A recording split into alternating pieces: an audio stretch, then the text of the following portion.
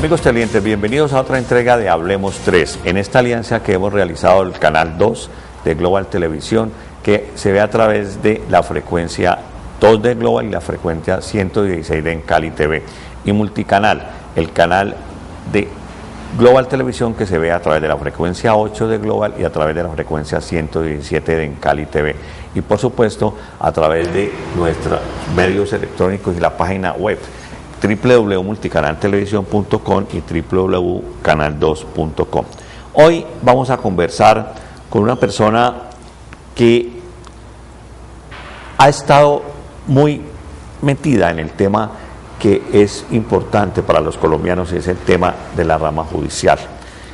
Y además nos interesa mucho porque es una mujer, ha sido presidenta de la Asociación Nacional de Empleados de la Rama Judicial, Asonal Judicial, ha escalado dentro de la rama judicial y dentro de los trabajadores de la rama judicial unos cargos muy importantes. Hoy en día, que estamos previos a la campaña política y a las elecciones de marzo del próximo año de cuerpos colegiados a nivel nacional, Cámara y Senado de la República, pues ella ha colocado su nombre para que los vallecaucanos la tengan como una apuesta para llegar a la Cámara de Representantes. Ella es Esperanza Delgado, es del centro del Valle del Cauca, pero dejemos que ella le cuente a ustedes, amables televidentes, aquí en Hablemos 3, que hoy van a ser solamente dos. Ella, que es una mujer y que representa a todas las mujeres en esa lista del Partido La U, y nosotros aquí en esta entrega de Hablemos 3. Bienvenida, Esperanza, a Hablemos 3, y cuéntele a los televidentes quién es Esperanza Delgado. Bueno, muy buenas noches. De verdad muy agradecida con Oliverio por darme esta oportunidad de dirigirme a los vallecaucanos y las vallecaucanas para recordarles quién es Esperanza Delgado, por 23 años vinculada a la rama judicial, hace 5 años pensionada. Estuve al frente de la organización sindical de los trabajadores judiciales, tanto a nivel departamental como a nivel nacional, por espacio de 14 años, liderando luchas para que la justicia mejorara en Colombia. Lastimosamente, los gobiernos de turno solamente tienen en cuenta la opinión de las altas cortes cuando se trata de hacer reformas a la justicia. Por tanto, acepté una propuesta que me hiciera la doctora Dilian Francisca Toro para llegar a la Cámara de Representantes, más que todo en un reto porque creo que Colombia requiere urgentemente de una reforma estructural y no coyuntural a la administración de justicia. Por tanto, dejando lo gremial, voy a lo político, y desde ese nuevo escenario quiero realmente retomar las banderas de no solamente de la justicia, sino de una justicia social. Bueno, Esperanza, cuéntele a los amables televidentes, hablamos de que usted es del centro del Valle, usted nace en Tuluá, de donde soy oriundo yo también, estudia en la escuela pública, se gradúa de bachiller en el colegio Julia Restrepo, que es uno de los mejores colegios de Tuluá desde el punto de vista de la rama pública, es abogada egresada de la Universidad Santiago de Cali. Pero, ¿qué más ha hecho Esperanza desde que nace en Tuluá, llega a la universidad? En esta época, después de la universidad, ¿ingresa directamente a la rama judicial o qué hace previamente? No, yo, como bien lo dice usted, estudié en la Escuela Julia Becerra de Tuluá, hice mi primaria, en el Instituto Julia Restrepo hago mi bachillerato, salgo en 1972 y me vengo a Cali a tratar de combinar estudio y trabajo, porque soy de una familia de clase media, donde a uno le toca seguirse empujando si quiere llegar a ser alguien en la vida. Entonces me vine, me vinculé al Banco de Colombia, estuve vinculada 9 años con el Banco de Colombia, posteriormente salgo, estudio el derecho, me vinculo a la rama judicial, y ahí estoy 23 años en el área civil. De ahí en 1997 llego me tocó liderar un paro en el 96, más por necesidad que por otra cosa, porque se había disuelto la Junta Directiva de Cali, el presidente de 15 años estaba cansado, y no había quien liderara el paro, y yo había sido sindicalista en el Banco de Colombia, razón por la cual pues empezó como maluca la cosa en el banco, por eso me retiro, y y entonces lidero en 1996 ese paro, y las bases empiezan a pedirme que tome yo las banderas de Azonar Judicial. Bueno, Esperanza, usted llega a la Universidad Santiago de Cali, que es mi universidad también, soy egresado de Derecho de allá, estudia Derecho, pero adicionalmente al estudio de Derecho, ¿qué otras especializaciones ha realizado? Bueno, yo vinculada como estuve hacia lo gremial, hice un estudio sobre derecho laboral en un año que tuve que salir exiliada de Colombia, lo hice en España, en la Universidad de Castilla-La Mancha, y de ahí me pusieron a que fuera por varias partes de España a dictar conferencias sobre, les parecía a ellos la manera de hacer aquí, de cómo teníamos que hacer el sindicalismo en Colombia, una cosa bárbara, dicen ellos. Entonces les llamó la atención y me pusieron a andar por varias partes.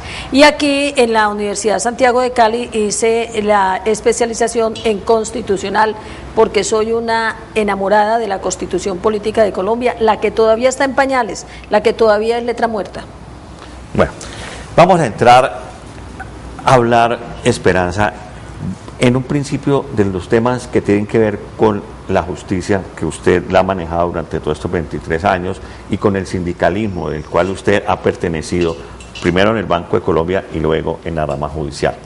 Usted llega al Banco de Colombia, y ¿por qué le nace ese amor, o por qué le nace ese mirar hacia el tema del sindicalismo?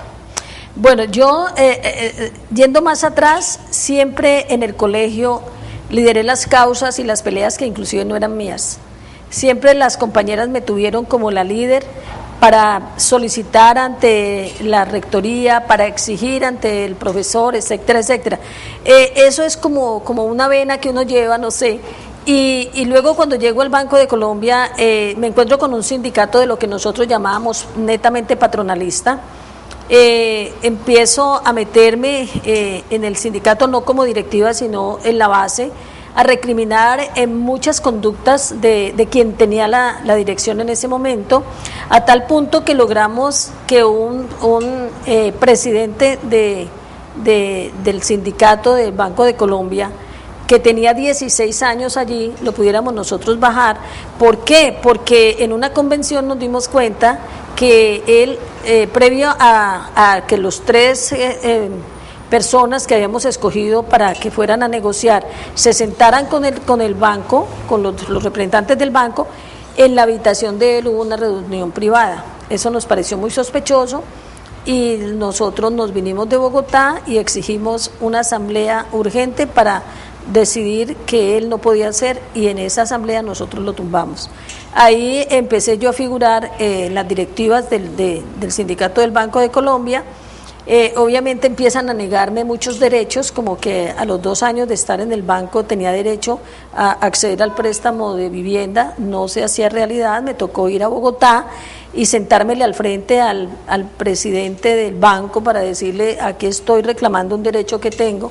Entonces todo eso me hizo que la gente creyera en mí, y estuve en el sindicato del banco. Posteriormente vuelve el grupo del presidente a tomarse el sindicato, y entonces yo ya me retiro del banco, porque ya las cosas empezaron a ponerse malucas. Bueno, entonces ven ustedes, amables clientes, como una mujer, Esperanza Delgado, inicia su carrera laboral en el Banco de Colombia, y allí también inicia su carrera como dirigente sindical. Pero no solamente allí, ella les contaba, desde que estaba en el colegio, las compañeras la buscaban para que fuera dirigente de ese estamento estudiantil a nivel del bachillerato, y se pudiera ir formando como líder que es dentro de todo este proceso que ha sido su vida. Llega Esperanza a estudiar en la Universidad de Santiago de Cali, obtiene su título de doctora en Derecho y Ciencias Políticas y ingresa a la rama judicial. Ingresa a la rama judicial, donde a nivel de jueces, a nivel de secretarios, de oficiales mayores, de toda la gente que maneja la rama judicial, desde los juzgados civiles municipales, de los juzgados del circuito, tienen un enfrentamiento, diría yo, sano, porque defienden sus derechos con las altas cortes.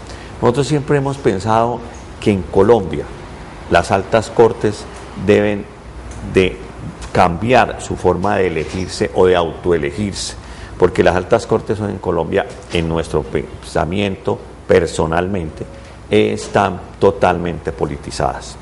Pero bueno, en este desarrollo de la entrevista vamos a ver qué opina Esperanza de todo esto que hemos comentado. Llega Esperanza a la rama judicial y se inicia como juez de la República, ¿o en qué cargo ingresa a la rama judicial? Como abogada sustanciadora. Es la persona, el sustanciador es la persona que le ayuda a proyectar al juez. Me vinculo a la rama, el mismo día que llego a la rama me inscribo al sindicato y empiezo también a formar parte de la base activa del sindicato. Entonces empiezan a poner los ojos en mí. Teníamos un líder extraordinario, Omar Eduardo Garcés, creo que lo recuerdas, y cuando ya Omar Eduardo empieza a decaer por el cansancio mismo, porque ya iba a ser nombrado fiscal delegado ante el tribunal y era mucho más difícil el compromiso, él deja las banderas que retomo yo. Entonces me consigo el permiso sindical, que era, hasta ese momento nadie lo había tenido en la rama judicial, porque quienes hacían la labor del sindicato lo hacían trabajando y haciéndolo del sindicato. Yo me encuentro a Zonal Judicial con 457 personas vinculadas. Me parece una tristeza, de casi éramos 2000 y pico en ese momento, y entonces yo me consigo el permiso. Se peleó con el Consejo Superior de la Judicatura, pero en ese momento tuve una tulueña, Ángela María Victoria, nieta del doctor Saulo Victoria Viveros, era la juez, mi jefe, y ella firmó el permiso, casi que retó ella al Consejo Superior que lo había negado, y estuve ahí por espacio de 14 años en esa lucha. Bueno, vean ustedes cómo pues la doctora Esperanza inicia su proyecto de vida en la rama judicial como abogada sustanciadora, pero a la vez inicia su proyecto como representante de los trabajadores desde el punto de vista de líder dentro de la Zonal Judicial, que ya estaba creada, que no contaba con muchos afiliados, dice ella, 454, 57 afiliados, pero ella empieza a trabajar obteniendo algo a que tienen derecho todos los sindicatos, y es a su permiso sindical, porque si yo soy dirigente sindical, si yo soy del directivo del sindicato, tengo que tener tiempo para trabajar por las personas que me han elegido. Obtiene eso y empieza a trabajar y aumentan el número de empleados judiciales que se afilian al sindicato. Mira, para satisfacción, en ese momento en Cali solamente un magistrado era afiliado a Zonal Judicial, porque se puede afiliar todo trabajador de la rama sin distingo. Entonces era solamente el doctor Ranulfo Guerrero afiliado. Pues yo logré que 9 magistrados se afiliaran a Zonal Judicial, que todos los fiscales y jueces en un 99% se afiliaran a la organización sindical, y empecé a recorrer el valle, porque yo dije, esto no es de Cali, esto es del valle, y entonces organizamos las sucursales, digamos, o las filiales, en Tuluá, en Buga, en Palmira, en Sevilla, en Buenaventura y Cartago. Entonces esas eran subsedes y trabajamos mancomunadamente, y le cuento que llegó a Zonal Judicial a tener el 90% de los trabajadores judiciales afiliados a Zonal Judicial. Bueno, esto es un trabajo importante, es un trabajo que necesita dedicación, y esa dedicación la da solamente cuando usted obtiene ese permiso sindical que por ley lo tienen que entregar, y para que empiece a desplazar por todo el Valle del Cauca y empiece a que la gente crea en un sindicato. ¿Por qué? Porque infortunadamente lo que le pasó a usted en el Banco de Colombia, que nos contaba ahora, le pasa a la mayoría de los sindicatos en Colombia, o les pasaba, no sé, y es que hay sindicatos que se vuelven patronales totalmente. Eso ha hecho que en la vida del sindicalismo en Colombia han habido muchos problemas. Inclusive yo pienso que una de las causas de la muerte de José Raquel Mercado fue esa, de que parece ser, dicen en esas épocas, que se había entregado mucho a los patronos. Pero bueno, Esperanza, usted logra convocar, conmover, afiliar a gran cantidad, el 90% de los empleados de la rama judicial en el Valle del Cauca. ¿Cómo llega Esperanza a ser presidenta de Azonal Nacional? Bueno, quiero también recalcar que fui la primera mujer presidenta de Azonal Judicial en el Valle del Cauca. ¿Cómo llego a la rama a ser presidenta nacional? El trabajo que tenía el Valle del Cauca lo posesionó como la primera seccional en Colombia, por encima de Antioquia, que venía muy bien, y obviamente de Bogotá y Cundinamarca. Entonces empieza la gente a decirme, y yo iba a las asambleas nacionales y hablaba y tomaba posiciones y todo esto. Entonces empecé a asumir un liderazgo nacional. Y en una siguiente ocasión, ya que armamos cómo iba a quedar la junta directiva, aspiré a ser secretaria general. Y el presidente de Antioquia, que llevaba muchos años, le dijimos, vamos a descentralizar a Azonal Judicial y vamos a tener un presidente de afuera de Bogotá. Entonces nombramos al de Antioquia, que era el más antiguo, y quedé en la junta directiva nacional. Y en la siguiente asamblea ya asumí la presidencia por petición de casi el 99% de todas las seccionales de Azonal Judicial. Bueno, ha sido entonces una labor ardua dentro de la parte sindical de la justicia en Colombia, la que ha hecho Esperanza Delgado y la que la ha convertido o la convirtió en su época como una líder sindical a nivel nacional. Usted nos hablaba ahora de que le tocó irse del país. ¿Por qué? Bueno, la rama judicial no ha sido ajena a los problemas de tener personajes no muy ortodoxos, y había que hacer algunas denuncias ante las altas cortes, ante el Congreso de la República. En ese momento hubo mucho problema con el entonces fiscal general Luis Camilo Osorio. Yo no puedo asegurar que haya sido él, pero sí con la persona que más había inconvenientes en ese momento era con el doctor Luis Camilo Osorio. Y otros temas que se estaban tocando internamente en la rama judicial. En un momento dado empezó un hijo a decirme que los había seguido un carro sin placa, mis dos hijos, luego unas llamadas a mi casa, luego que vivía en una unidad residencial y que habían estado preguntando por mí, como que a qué hora me encontraba.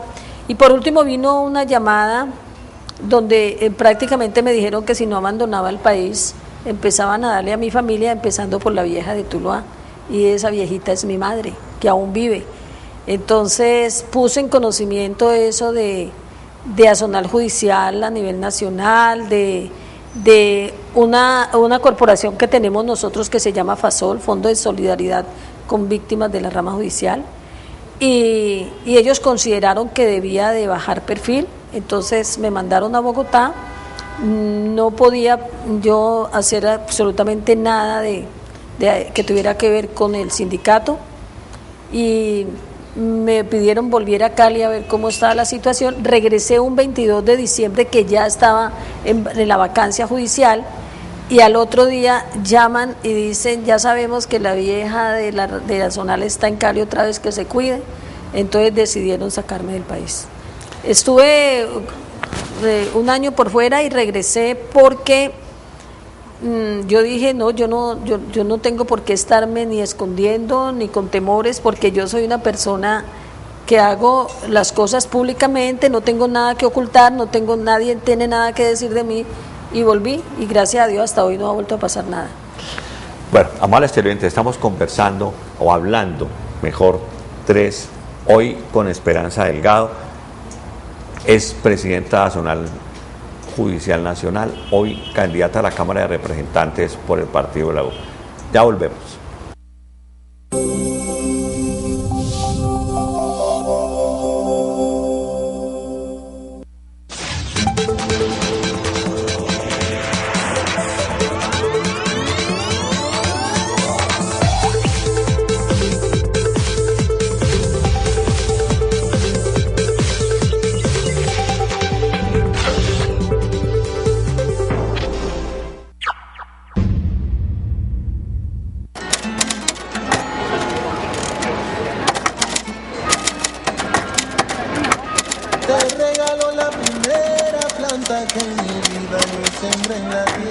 Estás viendo el canal 2, el canal de nuestra gente. Antes de morir me regaló la abuela, te regaló la emoción que sentí al ver nacer.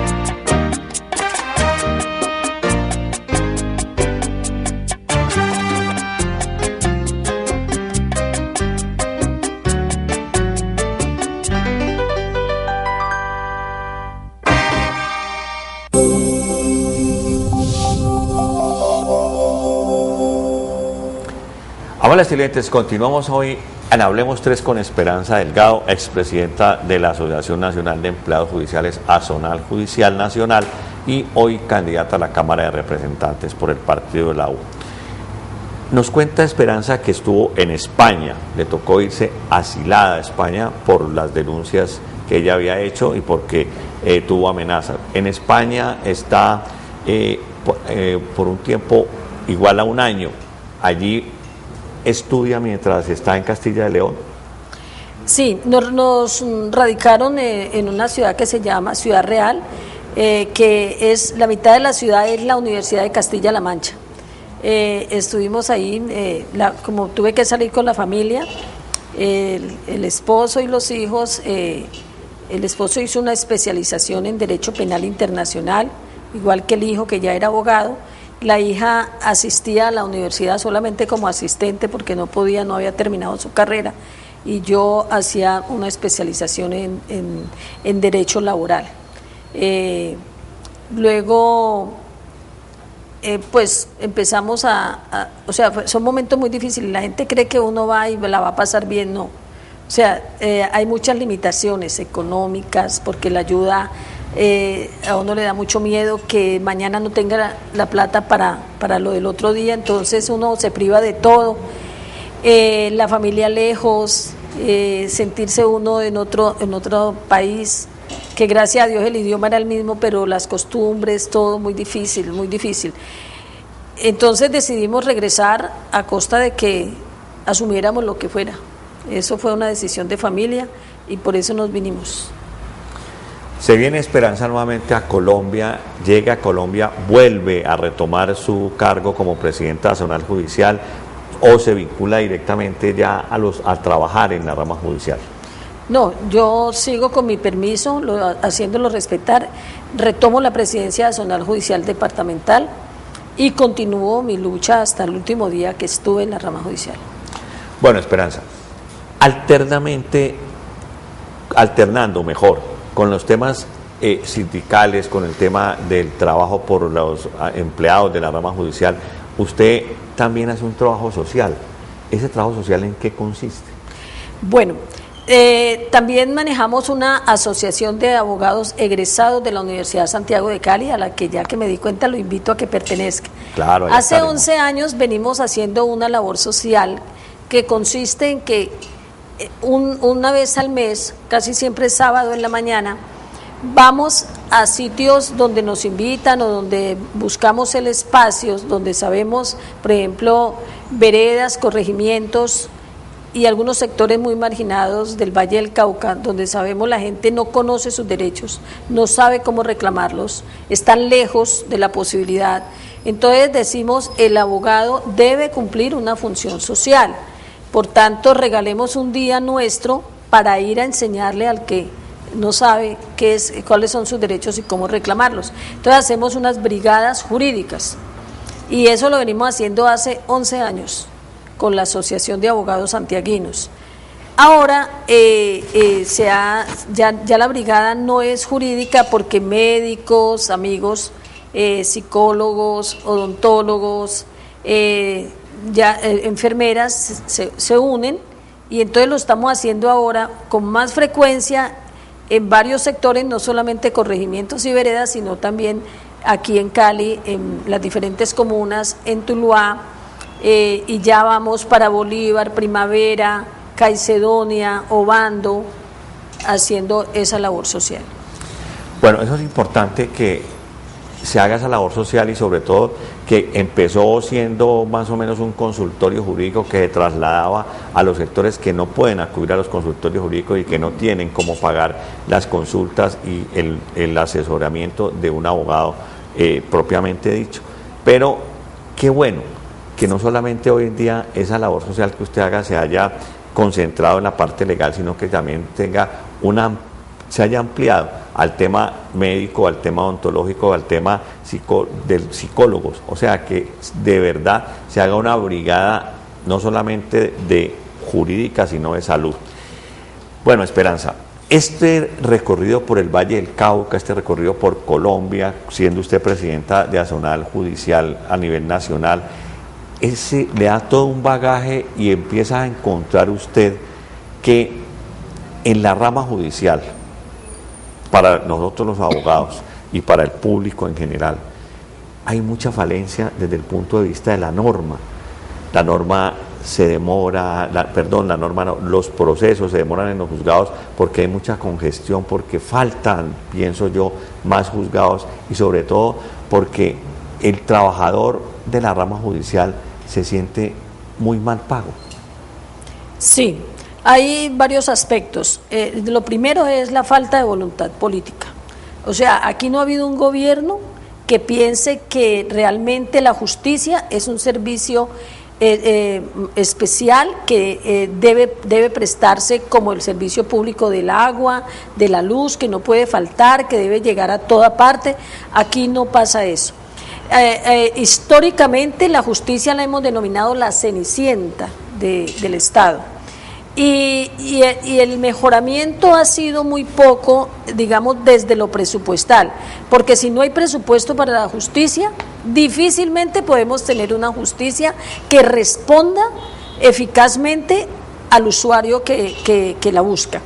Entonces, el primer obstáculo que nos encontramos es la falta de voluntad política. Siempre dijimos desde Azonal, le propusimos a los diferentes gobiernos y al Congreso de la República, ¿por qué el presupuesto de la rama judicial no hace parte del PIB, como en algunos países? Que sea el 5, el 4, el 3 del PIB, ya sabe la rama judicial que cuenta con determinada cantidad para poder moverse. Pero mire, no toda la culpa, aunque no queremos el Consejo Superior de la Judicatura, no toda la culpa es del Consejo Superior de la Judicatura. ¿Por qué? Porque a pesar de que con la creación del Consejo Superior de la Judicatura se dijo, va a haber una independencia ahora sí de la rama judicial, de no depender de la ejecutiva y de la legislativa, es mentira, porque resulta que el presupuesto que se aprueba para la rama judicial lo maneja el ministro de Defensa y el ministerio le va soltando a la rama cada 4 meses. Pero cuando la rama le manda al ministerio las necesidades de ese cuatrienio, cuando ya llega tarde. Por eso usted ve que a pesar de que no hay presupuesto, a final de año se devuelve dinero, porque lo que usted no pueda ejecutar antes del 31 de diciembre ya son vigencias expiradas. Entonces hay que devolverlo porque si no pues hay un prevaricato.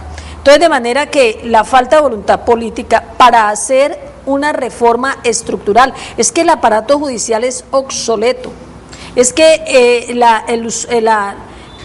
90 o 99% de toda la problemática social, el Estado lo recostó al aparato judicial y el aparato judicial colapsó. Mire usted, el cambio que hicimos, por ejemplo, en la justicia penal, todo el mundo creía que esto iba a ser la panacea y debía ser, porque en otros países funciona muy bien, pero aquí falta de presupuesto, de preparación y otros ingredientes hicieron que colapsara. O sea, no hubo la respuesta que se esperaba y mucho menos se educó y se preparó al usuario para que supiera que íbamos a hacer un cambio drástico. Por eso la gente reclama, ¿por qué entonces un violador queda libre? ¿Por qué una persona que mató y que lo vieron lo soltó el juez? Cuando no se captura en flagrancia, pues si no se siguen los requisitos de la ley, sea quien sea, la ley no hace salvedad, pues debe ser bien capturado, y es lo que hace el juez.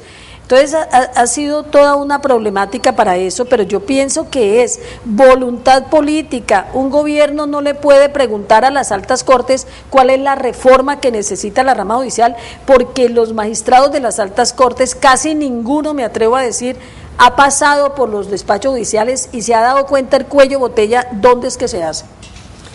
Usted tiene toda la razón, Esperanza, en lo que acaba de plantear. Los magistrados de las altas cortes llegan allá, y eso lo hablamos ahora en un principio, y son elegidos, entre ellos, son elegidos, no cumplen con todo un proceso como el que tienen que cumplir los jueces, como el que tienen que cumplir los fiscales, como el que tienen que cumplir los magistrados de los tribunales, y es ir y hacer unos exámenes, presentar unos exámenes e ingresar a la carrera judicial. Concurso. Los magistrados se eligen entre ellos. Entonces, cuando usted se elige entre ellos, cuando llevan 20 años, 25 años allí y se van a jubilar, pues entre ellos escogen quién es el que va a reemplazar al que se jubila. Yo plantearía algo, y se lo dejo a usted, que va a llegar al Congreso de la República, para que empiecen a pensar en que los magistrados de las altas cortes también deben ser elegidos, así como son, o escogidos mejor, así como se escogen a los jueces, presentando exámenes y haciendo de verdad una carrera judicial que les permita, así como llegan los congresistas, son concejales primero, diputados, hacen una carrera que les permite conocer las políticas públicas, los magistrados también puedan conocer lo que usted acaba de decir, el cuello de botella que hay en los despachos judiciales. Porque es que en los despachos judiciales usted presenta una demanda, un ejecutivo, un hipotecario, y a los 6 o 7 meses todavía está esperando que le entreguen la medida cautelar. Pero bueno, usted, Esperanza, que ha estado en todo este tema de la justicia, ¿cómo recibió ese hundimiento que le dieron a la reforma judicial? No, pues estuvimos muy contentos. No le convenía al país una reforma de la manera como la estaban haciendo, porque es que hemos insistido, son reformas coyunturales, son reformas, mire, muchas leyes en Colombia se hacen como hacen las modistas, un vestido para uno, sobre la medida de uno. O sea, uno dice, pero por Dios, ¿para quién hicieron esta ley? No nos metamos mentira que eso es así. Entonces, pero quiero referirme a lo que usted decía ahora, Oliverio. Es importantísimo que todo lo que tenga que ver con justicia, fiscal general de la nación, procurador general de la nación, contralor general de la nación, magistrados de las altas cortes, todos lleguen por concurso de méritos. A ver si desligamos la justicia de la política y de la politiquería, que eso le ha hecho mucho daño a la administración de justicia. Eso por un lado.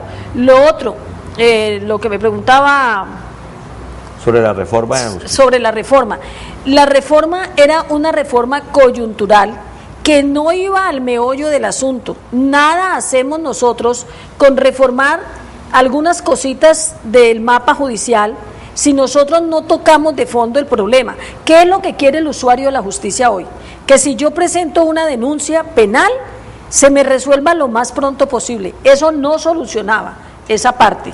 Que si yo presento un hipotecario, no se demore 12 y 15 años, como sucede, usted como abogado lo sabe, en los despachos judiciales. No por culpa del juez, sino porque la tramitología hace que las partes en determinado momento procesal puedan objetar todo lo que se pide y todo lo que decide el juez. Entonces eso hace imposible que haya una pronta y eficaz administración de justicia.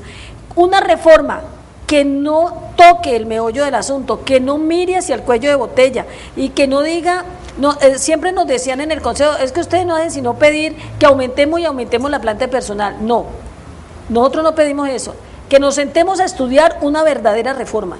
¿Qué es lo que le sirve al usuario de la justicia? No lo que le sirve a la Corte, no qué le sirve al gobierno de turno, qué le sirve al usuario que es el pueblo. Y esa reforma no obedecía a ello, por eso sentimos satisfacción cuando se hundió. Bueno, ustedes participaron en el hundimiento de la reforma a la justicia como hoy en día están participando los médicos y todo el estamento de salud en el hundimiento de la reforma de salud, porque parece que también tiene muchas cosas, muchas falencias y muchas cosas que no le permiten o no le van a permitir a la esencia de lo que tiene que ser las reformas, que es el usuario final, en el caso de la justicia, el usuario final de la justicia, en el caso de la salud, el usuario final de la salud. Eso hace que este gobierno y que los gobiernos que han pasado no le cambien la cara al país, porque no piensan en el usuario final, no piensan en el pueblo, que es definitivamente el que debe de tener toda la voluntad política del Estado para que se solucionen los problemas. Pero bueno, Esperanza, usted no solamente maneja el tema de la justicia, usted también, desde que estaba joven, se ha preocupado por el tema de la niñez. ¿Cómo es eso? Claro, los niños, mire, si de algo me sirvió a mí a Nacional Judicial fue conocer los sitios más olvidados de Colombia. Nosotros, por esos 14 años que yo estuve en Nacional Judicial, tanto a nivel nacional como departamental, escogíamos un día en diciembre para hacer el aguinaldo del niño necesitado, más necesitado. Y visitábamos lugares donde uno dice, Dios mío, después de esto no puede haber nada más. Y era peor el año siguiente. Sacábamos aquí en Cali, por ejemplo, 150 niños de sectores muy marginados y los llevábamos al mal llamado Palacio de Justicia, que ese nombre de eso debe ser Casa de Justicia y no Palacio de Justicia. Los llevábamos allí a que ese día interlocutaran con los administradores de justicia e invitábamos a jueces y fiscales a esos sitios a seleccionar los niños. Uno salía llorando de ahí. Y entonces era recordarles, este es el país al que le administra justicia. Por eso hay que anteponer la Constitución a los códigos fríos, ¿cierto? Entonces, ¿qué pasaba? Encontrábamos muchos niños cuyas madres los dejaban encerrados para ir a trabajar, al rebusque, economía del rebusque. Niños que los dejaban a merced en una casa de inquilinato donde vivían depravadores y de todo pues allá, entonces niños abusados. Encontrábamos niños que se quedaban solo en una casa, que se les quemó la casa y el niño aquí le faltaba parte del brazo. Todo eso, y en el colegio, recuerda Oliverio, que en el sector más marginado de Tuluá, por ahí se salía el río Tuluá. Y entonces nosotros... En la Trinidad. Eso, varios estudiantes salíamos corriendo porque había que sacar la gente, los enseres que se pudieran para llevarlos a lo que era el Coliseo de Feria. Entonces ahí salíamos corriendo, eso nos llamábamos, mira que se salió el río, que nos vamos, y éramos felices haciendo eso, felices ayudando a que se salvaran las cositas de la gente. Eso me fue enriqueciendo para luego hacer ese trabajo social desde Nacional Judicial, conocer más la Colombia, saber que aquí hay una diferencia de clases terrible y que cuando hablamos de que por qué hay tanta violencia es porque si miramos hacia atrás el pasado de esas personas les ha sido negado toda posibilidad.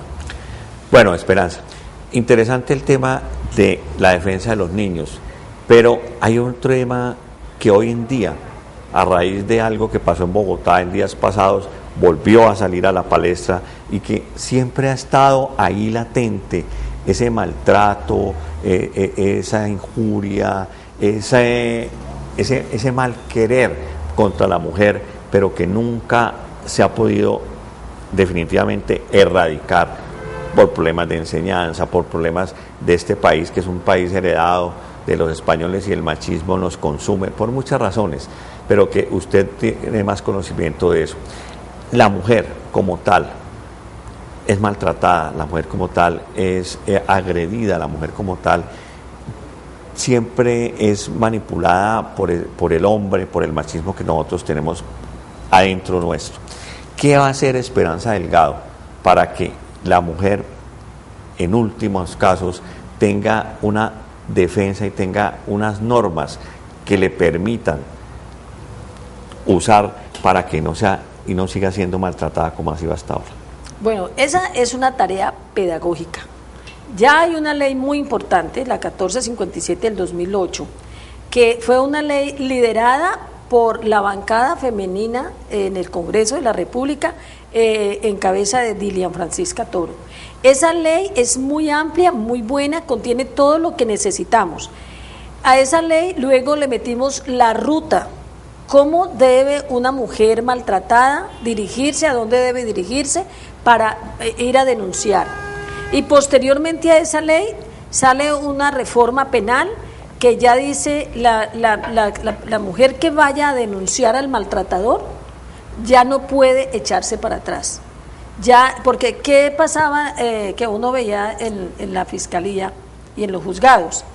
La mujer llegaba con el ojo morado, con la boca y la nariz reventada a denunciar al maltratador, pero a los 3 días iban abrazados a decir que ella retiraba la denuncia. Entiende uno esa dependencia económica que por tantos y tantos años la mujer ha tenido del hombre. Entonces entiende uno que el hombre empieza a decirle: si no me quitas esa denuncia, entonces yo me voy y vos verás de qué comes y vos verás qué haces con los hijos. Y en su ignorancia y desconocimiento de la ley, ella se asusta, o porque lo quería mucho también y le perdonó, uno no sabe. Pero sobre todo esa dependencia económica hace que la mujer se permita que la maltrate el hombre. Pues hemos empezado a hacer un trabajo de concientización, de pedagogía.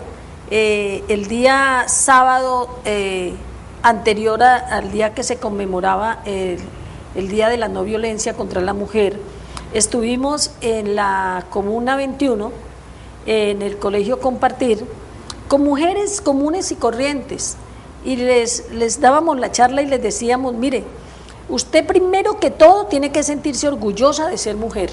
Segundo, tiene que sentirse orgullosa de lo que es. Si es ama de casa y le preguntan qué es, yo soy ama de casa. No, soy ama de casa.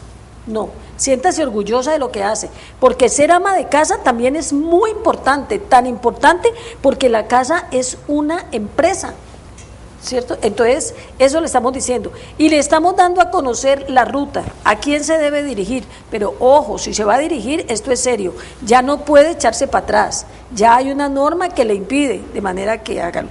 Y no espere que solamente la violencia contra la mujer sea física.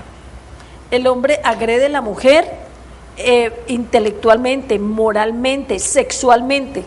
Entonces, de manera que eso también se lo estamos enseñando para que ella sepa que si no llega con un moretón, entonces no puede denunciar. No, debe denunciar toda violencia contra ella, independientemente de que no tenga el morado. Bueno, miren ustedes, amables televidentes, y sobre todo ustedes, mujeres, que Esperanza Delgado les está diciendo: denuncien cuando sean maltratadas, no solamente físicamente, sino moralmente, sexualmente, porque ya hay una ley que les permite a ustedes que el aparato judicial mueva todas sus vanos, mueva toda su estructura para la defensa de la mujer. Vamos a unos mensajes comerciales y ya seguimos con Esperanza Delgado, candidata por el partido de la U a la Cámara de Representantes.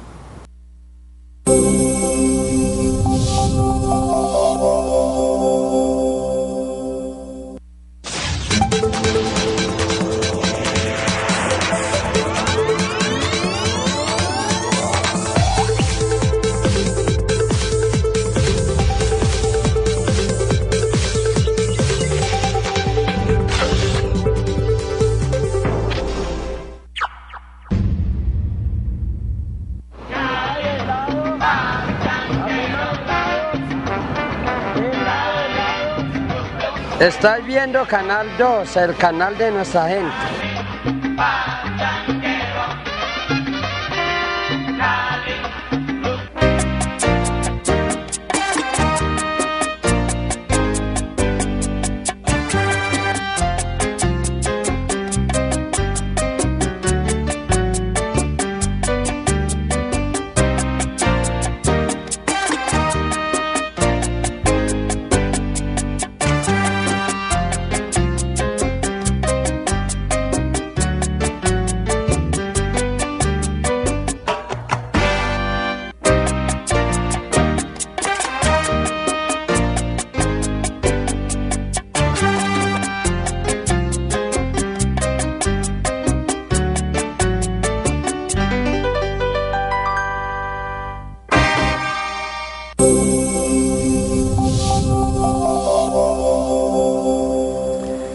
Bueno, amables televidentes, seguimos con Esperanza Delgado.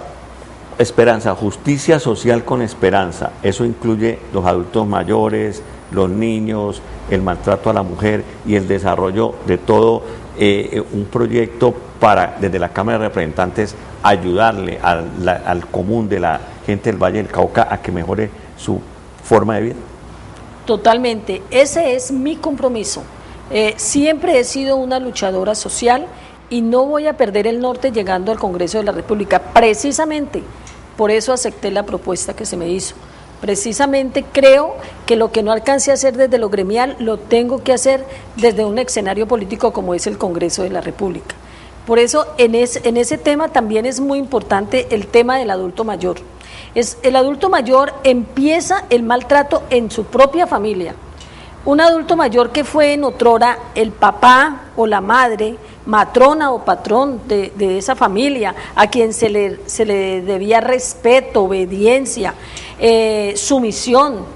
Ese adulto mayor luego pasa, cuando ya no puede económicamente responder en su casa, pasa a ser como un objeto o pasa a ser un ser humano que estorba, empieza a estorbar. Y entonces empiezan, mira, anda a esconderlo que ahora viene una visita y se mete a hablar pendejadas. Mira, no, y todo lo que hace el anciano o la anciana está mal hecho. Inclusive el que tiene medio económico, pues paga un ancianato. Y de hecho va a estar en el ancianato, digamos que bien económicamente, pero emocionalmente yo creo que no puede estar bien, porque sacar a una persona de su hábitat de la noche a la mañana no le hace ningún provecho, psicológicamente está demostrado. Entonces, ¿qué es lo que yo propongo? Que ya inclusive hay en algunas ciudades, pero eso es privado, debe ser política de Estado. Deben existir unos hogares de paso, donde, igual que las guarderías de los niños, se lleve al adulto mayor después de su desayuno en casa a que esté allá. Si le gusta leer, que lea. Si le gusta cantar, que cante. Si le gusta tocar algún instrumento musical, que lo haga con libertad. Si le gusta, es más, tienen salón de baile, que baile. Si le gusta jugar el ajedrez, el dominó, el parqués, que lo haga. Y que luego en la tarde regrese a su hábitat, no lo podemos separar, yo lo digo por experiencia propia. Mi madre tiene 96 años y en casa se hizo, cuando se construyó no se pensó en que íbamos a envejecer, y entonces la habitación de ella tiene una subidita. Se le dijo al médico y al psicólogo que la íbamos a cambiar porque nos da miedo que una caída. Ténganle cuidado, pero no la cambien, se les pierde en casa. Entonces, eso digo yo, si eso pasa con mi madre en su propia casa, pues ¿qué será llevándola a otro lado? Vive perdida, ahí viene el Alzheimer, viene la demencia senil, todo se apresura. Bueno, Esperanza, hay un tema que ha sido, pienso yo, muy mal manejado por el Estado colombiano, y es el tema del desplazamiento que acarrea la violencia que vivimos en Colombia y la guerra que estamos viendo en Colombia hace muchos años. ¿Qué hacer por el tema de los desplazados en Colombia? Mire, los desplazados, la verdad es que a mí me da grima mirar cómo se ha utilizado el estamento de desplazados para politiquería, porque eso no es política, la política es el arte de servir, para politiquería. Y como hay un grueso número de desplazados a lo largo y ancho del país, pues 60 años de esta violencia no genera otra cosa diferente. Entonces, lo que uno ve es que le dicen, mire, que le voy a presentar un líder de los desplazados, y hay mucho liderazgo de desplazados, pero poco han hecho. ¿Por qué? Porque yo creo que ha faltado voluntad política para arreglar de fondo el problema de los desplazados, porque mantienen allí como caldo de cultivo para votación. Y así no se puede mirar. Si bien es cierto, yo por ejemplo hoy podría decir, me interesan los desplazados para que me sumen a mis votos, más me interesan los desplazados para arreglar de fondo el problema de ellos. O sea, la queja que yo he recibido de los desplazados a lo largo y ancho del departamento es que los ponen a llenar unos requisitos, posteriormente los ponen a que empiecen a llamar a Bogotá a un teléfono gratuito, pero que nunca se les resuelve, y por allá cada 3 meses les va llegando una ayudita. Este gobierno yo he visto que ya está haciendo unas casas, aquí en Cali por ejemplo, Hay un barrio nuevo, Llano Verde, de puros desplazados, 2.400 familias desplazadas, pero no basta solo el techo. Hay que enseñarles a que ellos cómo se van a ganar la vida, a través de qué, de microempresas, porque no hay cómo decirles que a los 2.400 jefes de hogar se les va a dar trabajo, es imposible, pero les estamos diciendo, mire, hay que trabajarles en la microempresa, hay que prepararse, pero además hay que resolver jurídicamente el problema de ustedes. Bueno, Esperanza. Llega a la Cámara de Representantes de Esperanza Delgado en las elecciones del 9 de marzo. ¿Qué va a hacer Esperanza Delgado desde el Congreso de la República, fuera de todo este manejo que nos ha contado de la justicia social? ¿Qué va a hacer Esperanza Delgado por un tema que es interesante, el tema del Pacífico colombiano? El tema del Pacífico colombiano también ha sido falta de voluntad. Yo considero la voluntad política, yo considero que, mire, hoy más que nunca, Buenaventura, el puerto de Buenaventura está generando muchísima plata. No nos metamos mentiras que es así, muchísima plata. ¿Por qué no avanza Buenaventura? Porque llega un alcalde con unos intereses particulares, llega un gobernador con intereses particulares y no dejan avanzar. Yo creo que debe el Congreso de la República fijar sus ojos en el puerto, en Buenaventura, en el Pacífico y que las políticas, sea una ley o si ya la hay, como la hay, hacer que se cumpla, hacer que haya voluntad política, hacerle seguimiento de principio a fin. Ya hay un avance, si ha sido Buenaventura en los últimos días, la carretera se viene construyendo, va a ser algo muy lindo. Queremos es que con el cambio de gobierno, tanto municipal como departamental, no vaya de pronto a estancarse, que el gobierno nacional que está invirtiendo a través del ministerio ponga sus ojos en él, y en eso vamos a estar muy atentos como bancada parlamentaria del Valle. Bueno, amigos televidentes y Esperanza, esperemos que usted llegue al Congreso de la República y que ese meridiano nacional vuelva a pasar por Tuluá, como ha pasado muchas épocas, en épocas en que hemos tenido varios representantes nuestros en el Congreso de la República. Aspiramos a que usted, desde el Congreso de la República, como lo hizo desde Azonal Judicial en la presidencia, represente magníficamente, como lo ha hecho, a la mujer, y sobre todo que en el Congreso de la República represente bien a este Valle del Cauca que tanto lo necesita. Bueno, sí, yo espero el respaldo de todos los vallecaucanos y las vallecaucanas. Es una nueva opción para el Valle del Cauca, y le quiero decir que inclusive ya me asignaron número dentro del tarjetón, que es el 113.